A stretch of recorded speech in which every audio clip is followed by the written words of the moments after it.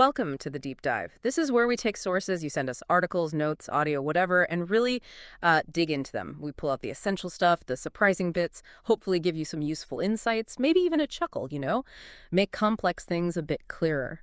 And today, we've got a really fascinating and honestly quite unusual topic. We're looking into something called remote neural monitoring, and specifically a very, very strange method someone proposed to disrupt it. Our main source here is an audio clip, so it's a very specific viewpoint we're exploring. That's right.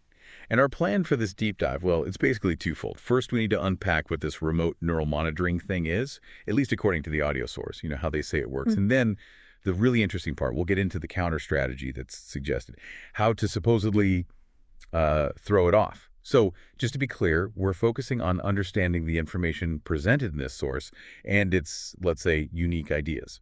Okay, great. So let's start with the basics then. This remote neural monitoring. How does the speaker in our source actually describe it? What's the process supposed to be? Well, the description is pretty specific. It talks about continuously provoking a person, like poking them mentally or emotionally. And the goal seems to be guiding that person into really specific, repeatable thoughts or, behaviors. Patterns, provoking them. How? And how is that recorded? Yeah, the source claims these reactions, these provoked responses, are captured as EEG signals, brainwaves. No. It paints a picture of these complex electrical patterns being amplified, then displayed on a screen as squiggles. That's the term used. Squiggles, okay. Like lines on a graph, maybe? Exactly. Different colors, apparently, like a stream of data showing the person's reaction in real time. And the source mentions this provocation isn't random, right? It's constant, the same things over and over. Yes, exactly. Constant repetition. And the audio attributes this to something called gang stalkers. These are described as individuals who are, well, mind-controlled or maybe bribed or somehow manipulated into performing these repetitive antisocial actions against one specific person. That's quite a claim. Why the repetition, though? What's the point of doing the same thing hundreds of times? Well, according to the source, that repetition is key for scientific verification. Think about a lab experiment, right? You repeat a test over and over to make sure your results are solid to get reliable data. Okay. So the idea here is similar. They repeat the provocation to verify that the specific squiggle they're seeing on the screen reliably corresponds to that specific provoked response. So the squiggles are the data points. Precisely. Yeah. These squiggles, this feedback, they're believed to represent emotions, thoughts, feelings, actions. Maybe a mix of all of them. Right. The source basically frames it as a really extreme kind of behavioral conditioning, where these electrical patterns, these squiggles, are their way of measuring and predicting reactions. Okay, so it's not just like passive spying then. It's about gathering data to predict things. Does it stop there, or does the source say they do something with these squiggles? Is there some kind of feedback loop? Oh yeah, absolutely. It goes further. The belief presented is that once they've confirmed a particular squiggle consistently follows a specific provocation, once they know that squiggle means, say, anger or desire for pizza, then, and this is the really concerning part, the source claims they can input that same energy pattern, that squiggle, back into the person electrically. And put it back. To do what? To make the person feel or think that same thing again on command. Wow. Yeah. So if a squiggle means anger, they input it, and they expect to see the anger squiggle come back from the person's brainwaves. That verifies their control. So it's about prediction and influence. Exactly. According to the source, it's all geared towards gaining predictive control over someone's behavior. Influencing small things like what food you suddenly crave. Or bigger things like what movie you want to see, maybe even who you decide to hang out with. The source also throws in subliminal silent audio as another tool they might use. Okay, this sounds like a system that absolutely depends on things being predictable, on those patterns being stable, which I guess leads us directly to the counter strategy mentioned in the source. If it relies on predictability, how does the speaker suggest someone could, well, mess it all up? It's actually surprisingly simple, almost anticlimactic in a way. The core suggestion is use dice for everything. Use dice, like rolling dice to make decisions. Exactly. The logic is, if the whole system needs predictable feedback, needs those squiggles to be consistent every time they provoke a certain response, then introducing pure random chance. It just scrambles the whole thing. The speaker literally says the squiggles will never be the same. Oh.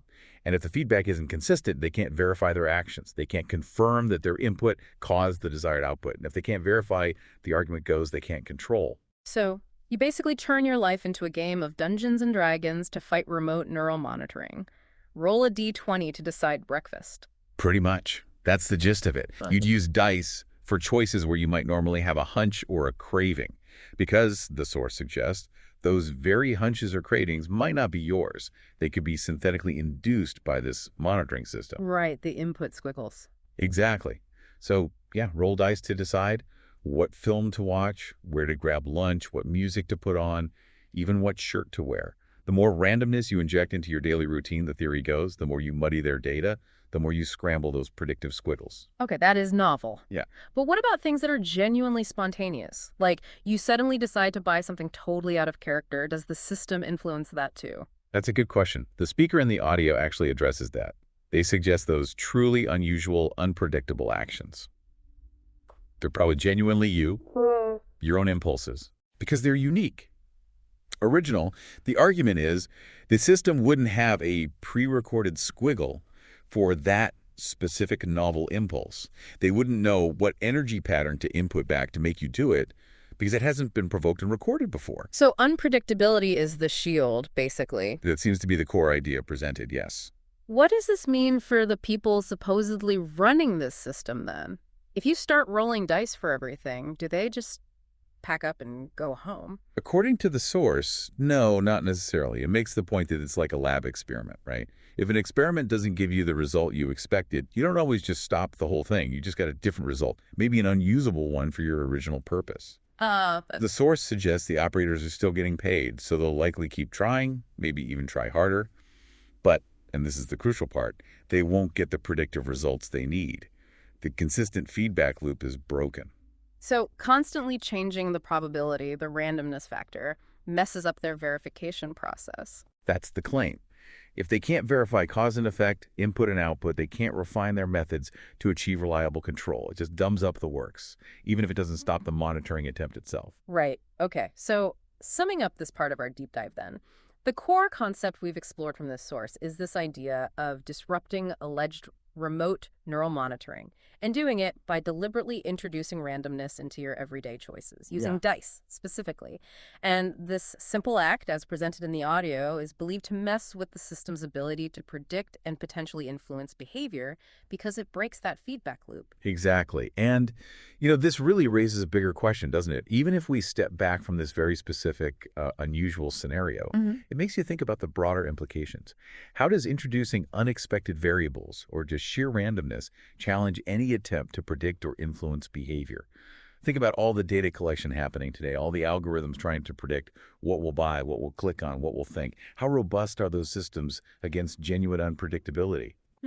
That's a really interesting point. It connects this rather fringe idea to much wider concerns about data and prediction in our lives. And if you, listening, want to explore this specific topic of remote neural monitoring further, the original audio source we used did mention some resources, suggested there's more technical information online, and pointed towards books by authors like Dr. Robert Duncan, Richard Lighthouse, and Brian Chu. So those are avenues if you want to dig deeper into this particular perspective.